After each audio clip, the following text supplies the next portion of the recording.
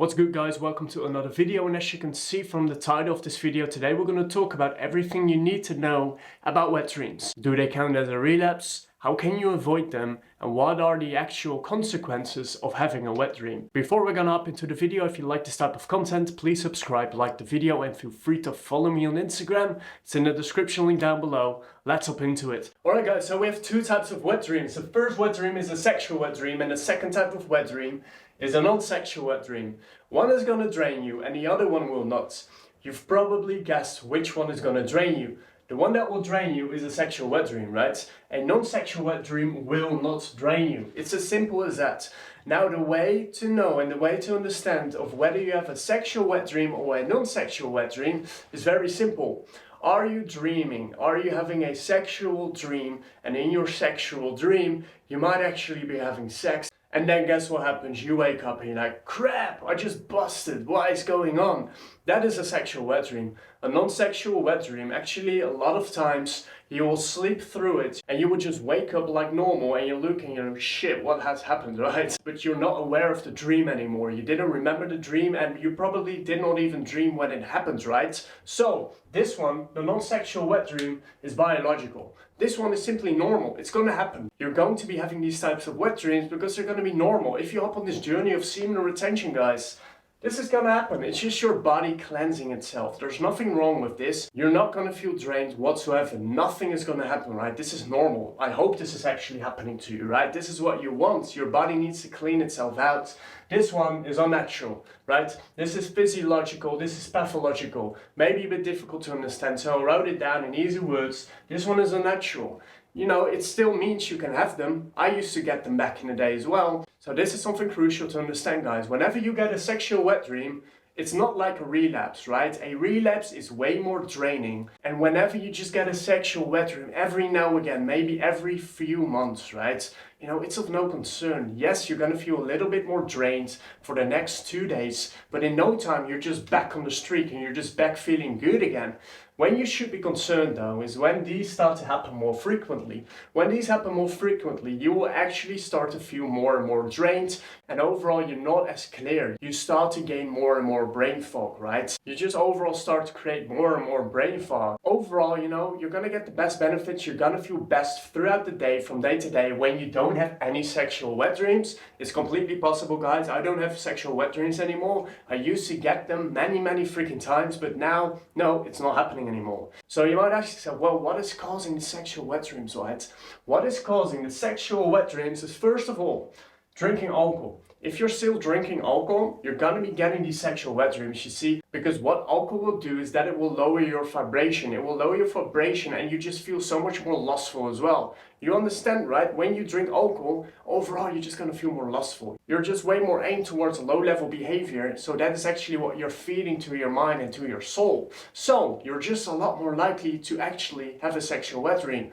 Next to that, whenever you eat food or you drink before bed, 1 hour before bed, and you're going to bed with a full stomach, you're also way more likely to get a sexual wet dream, because what you're doing is that all this food and all this stuff is creating a lot of pressure there, a lot of pressure in your pelvic floor, so you're just way more likely to get a sexual wet dream. Now next to that, a huge one, I did not put it on the whiteboard, I can see, no I didn't, but still, this is really something you want to master. You know, if you're still lusting in your mind and you're still constantly sexually fantasizing about things, just feeding all these sexual thoughts, dude, hands down, you're gonna get these sexual wet dreams. So you want to be avoiding that at all costs. Yes, this might take some time, but overall you will start to experience a more and more clear and pure mind, you see. It's just gonna fade away after some point, but it's gonna take some practice. So the way to cure this and the way to completely avoid sexual wet dreams is sexual transmutation. Now obviously this is very broad, right? It can be done in so many freaking ways. So sexual transmutation is literally all you need to do to cure sexual wet dreams, right? That's simply it. But it's extremely broad and it can be done in so many freaking ways, and this is where the real challenge is at, right? So first of all, the way you can actually transmute your sexual energy, I haven't talked about yet, but it's crucially powerful,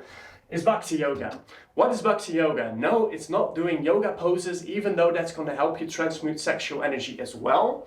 It's giving love to the divine. It's having a loving relationship with everything that comes into your reality. So what this will do over time is that you will start to shift your focus from the physical pleasure, the worldly pleasures, to the metaphysical, to the higher gods, to the higher dimension, right? You're leaving behind the material, the pleasure, all the physical stuff, and you're moving your attention, your being to something way higher. So what's going to happen next to that is that you will start to experience a lot more spiritual growth. So Bhakti Yoga is simply just a way of shifting your attention from lustful thoughts to God, from lustful thoughts to creating a loving relationship with everything around you. This will actually maximize your spiritual growth like nothing else, guys. So that is the first one. It is Bhakti Yoga.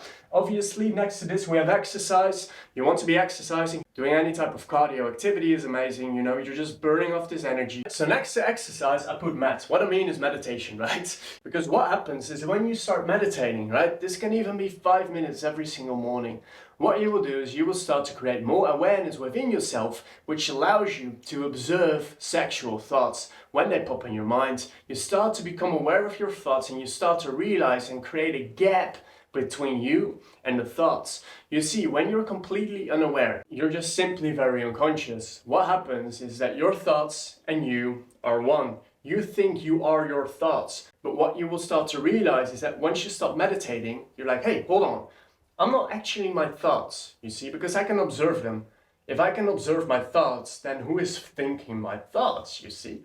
Once you get that realization, you start to gain more control over what types of thoughts you give your energy to. So now throughout the day, you start to become aware of, hey, there's a sexual thought in my mind. I'm able to redirect my focus very quickly to something else. If you're not doing this, if you're not doing meditation or some type of mindful practice, you become identified with the sexual thought immediately and you're not even able to become aware that you have a sexual thought in the first place. You're just giving it all your attention, and what is it doing? Whatever you give attention to is growing, right? So this sexual thought is growing, you become more and more lustful, and now you repress it because you're like, no, I cannot feel lustful. So during the night, obviously what is going to happen is that this is going to continue in your subconscious mind, and you're gonna have, guess what? A sexual wet dream. So guys, this is really all you need to know about these wet dreams. Sexual wet dreams, yes, they will actually drain you. It is not a relapse, but if you get these more frequently, it should be a little bit concerning, and you should really have a look at your daily habits. What are you doing on a day-to-day basis? Are you still anticipating in low-level behavior like drinking alcohol,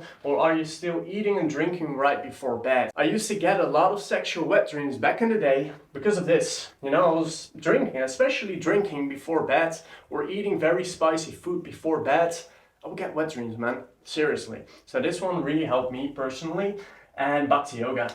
Massive one, you know? It sounds super fancy. It sounds maybe for some people too much out there if you're not familiar with this. Guys, it's just shifting your focus to God and giving love. You see, it's just shifting your focus to creating a loving relationship with literally everyone you see. So guys, I truly hope you enjoyed this video. I hope it was useful. Thank you very much for watching, and I'll see you in the next one.